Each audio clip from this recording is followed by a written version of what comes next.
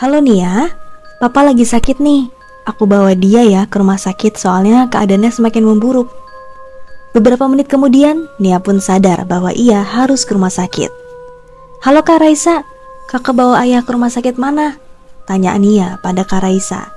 Aku membawanya ke rumah sakit Mega Jaya Kak, jawab Raisa. Oke, aku segera ke sana. Beberapa saat kemudian Nia sudah sampai di rumah sakit, tapi merasakan sesuatu yang membuatnya merinding. Kak, bagaimana keadaan ayah? Ayah lagi ditangani oleh dokter di ruang UGD. Nia, aku ke toilet dulu ya, kamu tunggu sini, next. Beberapa menit Kak Raisa belum keluar dari toilet. Padahal kan dekat beberapa saat aku pun menghampiri Kak Raisa di toilet dan aku menemukan Kak Raisa tergeletak pingsan.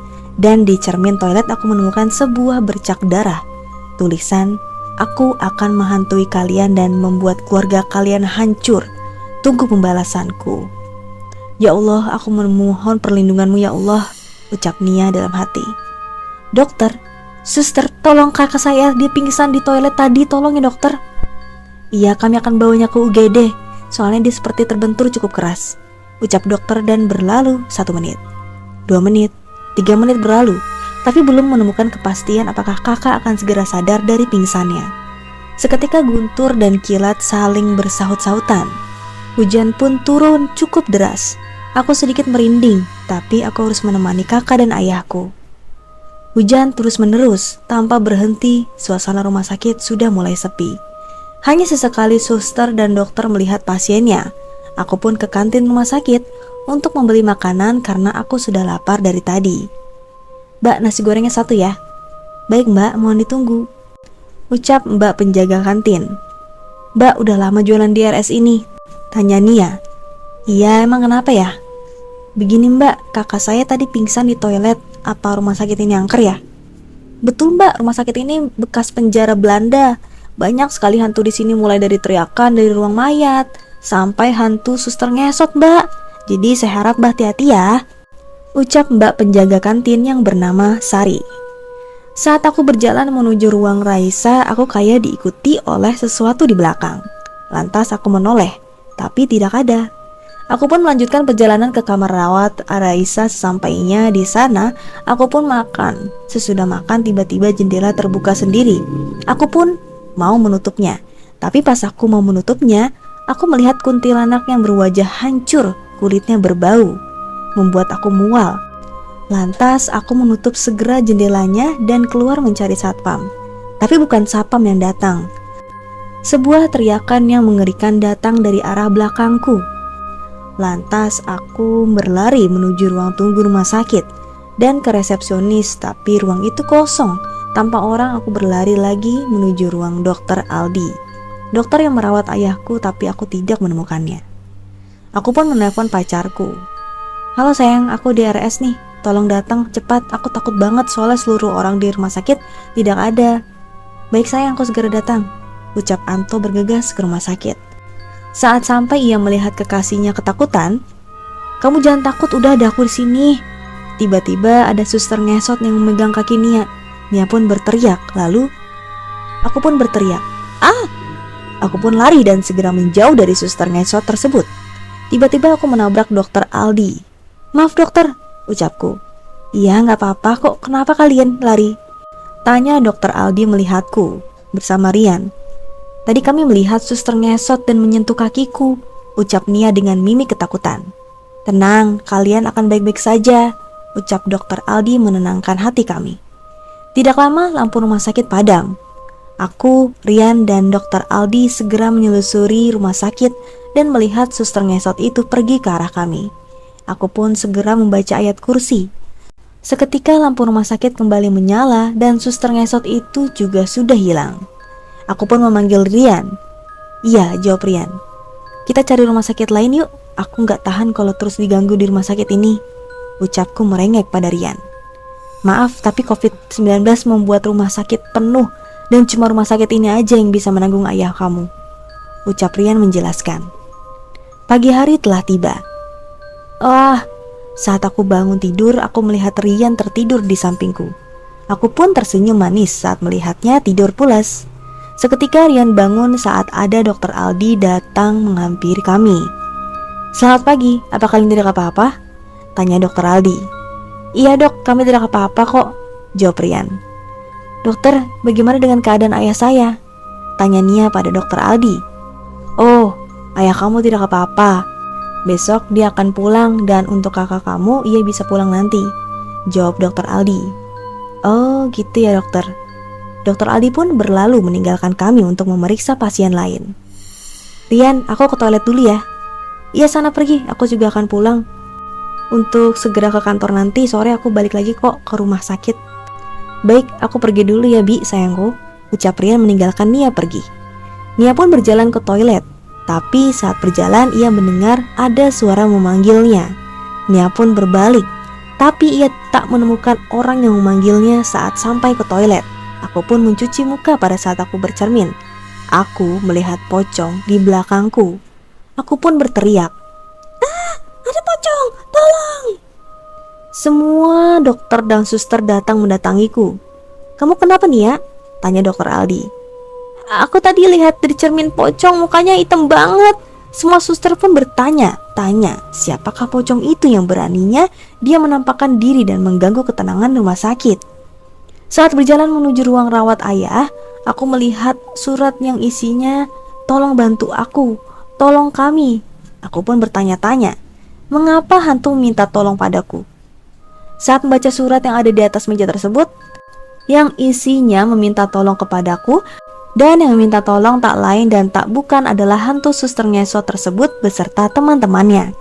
Sontak aku kaget, karena mengapa mereka memilihku untuk membantu mereka? Tiba-tiba pintu terbuka dan aku melihat Dokter Aldi sedang ingin memeriksa ayahku. "Selamat pagi Dokter Aldi," sapaku Rahma. "Pagi nih ya," jawab Dokter Aldi. "Dok, bagaimana kondisi ayah saya dok?" tanyaku ke dokter. "Ayah Anda sudah tidak ada apa-apa, semuanya sudah kembali stabil. Tapi dia harus minum obat ya," saran Dokter Aldi. "Saya permisi dulu ya, soalnya masih mau memeriksa pasien lainnya." Dokter Aldi pun berlalu. Aku pun tak habis pikir memikirkan isi surat tersebut. Apakah aku harus membantunya atau tidak? Seketika, sebuah surat kembali datang melalui jendela. Aku pun kembali membuka isi suratnya dan isinya adalah, "Tolong kami ingin dikubur dengan layak. Kami tidak mau tertimbun di basement rumah sakit. Arwah kami ingin segera bebas. Aku sangat memohon bantuanmu. Aku janji tidak akan mengganggu rumah sakit ini." Seketika, aku pun terkejut setelah membaca isi suratnya. Aku pun segera ke kantin untuk mengisi perutku yang sudah lapar. Saat aku berada di kantin, aku pun bertanya tentang Mbak Sari yang sudah lama menjual di rumah sakit ini. "Mbak Sari, aku boleh tanya nggak kepada Mbak?" tanyaku kepada Mbak Sari. "Boleh Mbak Nia, emang ada apa?" "Begini Mbak, aku tadi dapat surat, tapi entah siapa yang mengirim ke aku. Terus isi suratnya itu dia meminta tolong padaku untuk menguburkan mereka secara layak Mbak." Begitu ceritanya. Mbak Sari pun mengangguk-ngangguk, seraya percaya kepada isi surat yang ada di ruang rawat ayahku. "Bagaimana Mbak, apa Mbak Sari percaya?" tanyaku membuyarkan lamunan Mbak Sari. "Oh iya, aku percaya tentang surat itu. Mbak akan ceritakan masa lalu kelam rumah sakit ini, tetapi nanti malam saja, soalnya rumah sakit udah mulai rame," jawab Mbak Sari. "Iya Mbak, aku setuju, aku permisi dulu ya Mbak." Aku pun berjalan meninggalkan kantin rumah sakit. Sesampainya aku di ruang rawat ayah, tiba-tiba Kak Raisya datang. Kak Raisya, kira siapa yang langsung masuk?" Aku pun memeluk Kak Raisya. "Ini kakak bawain kamu makanan kamu, udah makan belum?" Yang Kak Raisya, "Udah Kak," jawabku singkat. "Oh ya Kak, aku mau ke toilet dulu ya," ucapku ke Kak Raisya dan meninggalkannya sendirian. Saat aku berjalan, aku kembali merasakan diawasi oleh sesuatu.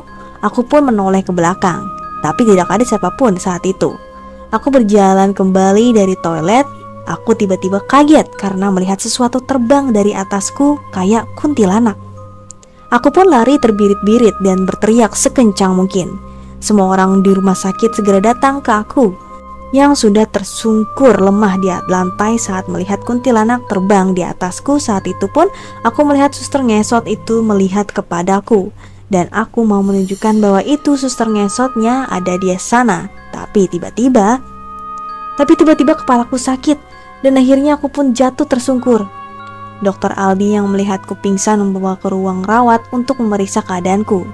Setelah beberapa jam kemudian aku pun sudah sadar. Aku di mana nih? Aku melihat sekeliling dan ternyata aku masih ada di rumah sakit saat mau bangkit dari tempat tidur. Tiba-tiba ada suara ketuk dari jendela. Aku pun segera melihatnya dan ternyata ada surat yang dikirim lagi. Aku pun baca sisi suratnya. Maaf ya udah ngagetin kamu. Aku kuntilanak yang terbang di atasmu tadi. Aku udah diperingatkan oleh Suster Clara, suster ngesot yang itu.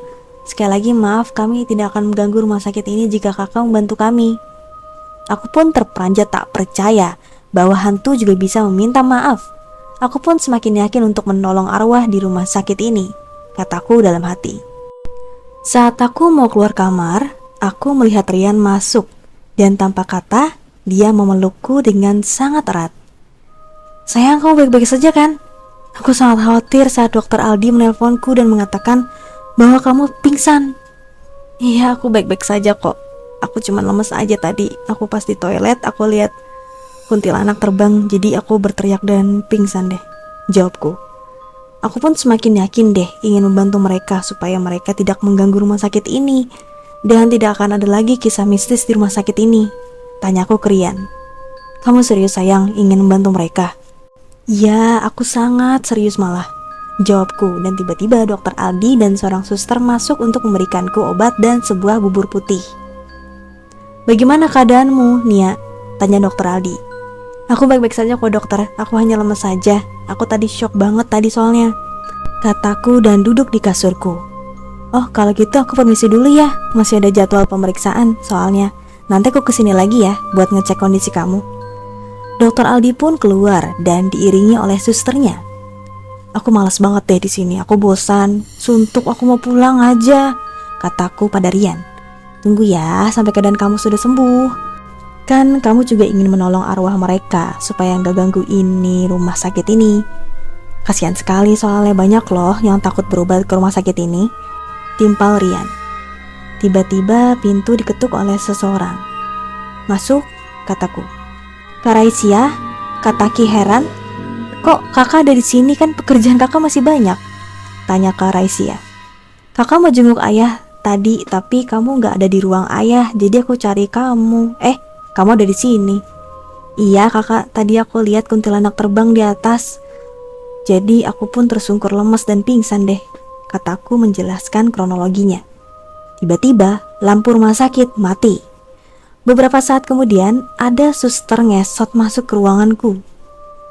Mohon maaf, aku yang membuat lampu rumah sakit ini padam, kata suster ngesot yang bernama Clara. Sebenarnya saya kesini cuma sebentar. Aku mau katakan bahwa aku dikubur di belakang rumah sakit. Jadi saya mohon kamu membantu aku supaya lepas dari rumah sakit ini dan tidak mengganggu rumah sakit ini, kata suster ngesot. Dan tiba-tiba lampunya menyala kembali. Aku melihat Rian dan Kak Raisya bengong, tak menyangka mereka akan melihat suster ngesot tersebut. Jam telah menunjukkan pukul 11.30, tapi mataku belum bisa terpejam. Aku pun melihat Rian yang tertidur pulas di sofa dan Kak Raisya di dekatku. Saat itu pun aku membuka ponsel HP dan melihat notifikasi sudah banyak. Dan tiba-tiba aku mendengar langkah suara kaki. Tapi banyak, kayak ada berpuluh-puluh orang yang jalan.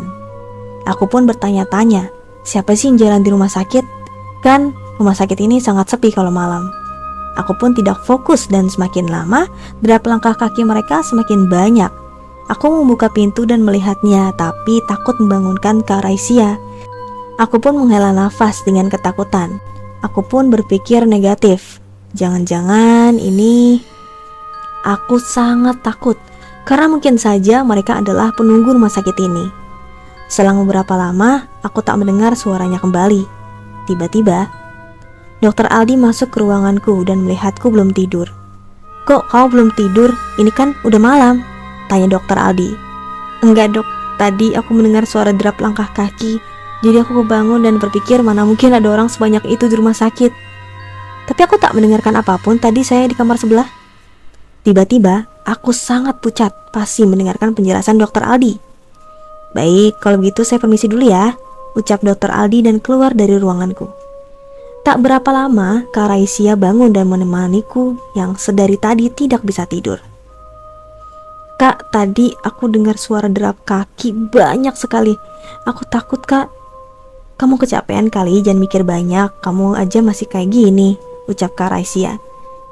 Pagi hari, aku sedang bangun dari tempat tidur dan ingin melihat kondisi ayah di ruangannya. Selamat pagi ya, apa kabar? Apa ayah sudah sehat? Tanyaku ke ayah.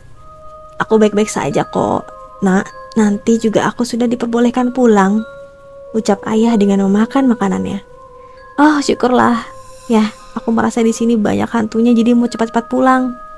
Aku pun keluar dari ruangan ayah dan segera menemui Mbak Sari. Apa Mbak Sari sudah bisa cerita nggak? Tanyaku. Oh, bisa dong. Ayo duduk sini, aku ceritain semuanya. Aku pun duduk di dekat Mbak Sari. Begini, dulu rumah sakit ini sangat ramai, nggak kayak sekarang, cuma beberapa orang. Tapi dulu hampir rumah sakit sesak karena banyaknya orang berobat, bahkan kantin saya selalu penuh. Terus entah kenapa tiba-tiba rumah sakit ini terbakar secara tiba-tiba, membuat orang panik. Ada beberapa suster dan dokter meninggal di rumah sakit ini, dan banyak juga pasien meninggal di sini. Jadi setelah kebakaran muncullah hal-hal mistik seperti sekarang ini. Makasih ya udah ceritain, lain kali aku akan mencari tahu hantu rumah sakit ini. Tak lama aku melihat ayahku bersama Kak Raisya, mereka akan pulang. Aku pun menghampiri mereka. Kak Raisya, udah mau pulang? Kataku dengan melihat Kak Raisya. Iya, kenapa? Memang kamu marah sama aku? Ucap Kak Raisya dengan melihat kepadaku dengan tatapan tajam. Tiba-tiba, aku merasa mereka bukan keluargaku. Aku pun ke ruangan ayahku. Dan ternyata benar ayah baru melipat baju-bajunya dan Kak Raisya lagi mandi.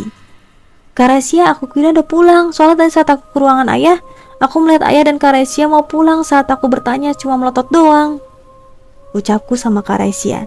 Enggak kok, aku gak pernah keluar, malah dari tadi aku di sini saja, jawab Kak Raisya. Jadi yang di luar tadi itu apa, Kak? Jangan-jangan? Hush, jangan bicara gitu. Kamu istighfar aja, Allahualam bishawab. Tak berapa lama aku jalan-jalan ke di halaman rumah sakit dan aku menemukan beberapa langkah kaki mengarah ke sana. Aku pun mengikutinya. Aku mendengarkan orang bicara dari dalam gudang. Sepertinya merencanakan sesuatu. Kita udah berhasil menakut-nakuti rumah sakit ini dan percaya bahwa ada hantu suster ngesot setelah kejadian kebakaran tersebut. Ya bos, kita harus bikin rumah sakit ini kosong dan bangkrut. Gelak tawa mereka mengerikan. Ya udah, ayo kita menghantui mereka semua lagi, ucap salah satu anggota mereka. Untung aja aku ngerekam mereka. Aku harus ke kantor polisi secara diam-diam, saran aku dalam hati. Beberapa saat aku di kantor polisi, aku pun membawa 15 orang polisi dan 7 mobil polisi yang membuat semua terheran melihat kejadian tersebut. Selanjutnya, beberapa anggota mereka tertangkap dan akhirnya bos mereka, suster ngesot itu juga ditangkap. Aku pun sangat senang. Terima kasih telah memberitahu bahwa di sini ada penjahat. Mereka adalah buronan dari kantor kami yang sudah lama hilang, ucap polisi yang berjabat tangan padaku. Ya Pak, sama-sama. Saya senang akhirnya mereka tertangkap dan tidak mengganggu rumah sakit ini, kataku dengan Pak Polisi. Saat menuju ke ruangan ayahku, aku tak sengaja melihat suster ngesot itu, padahal udah tertangkap. Apa ini jangan-jangan hantu beneran ya? Kataku dalam hati. Tiba-tiba, suster ngesot itu pun menghilang. Seketika aku pun lari terbirit-birit.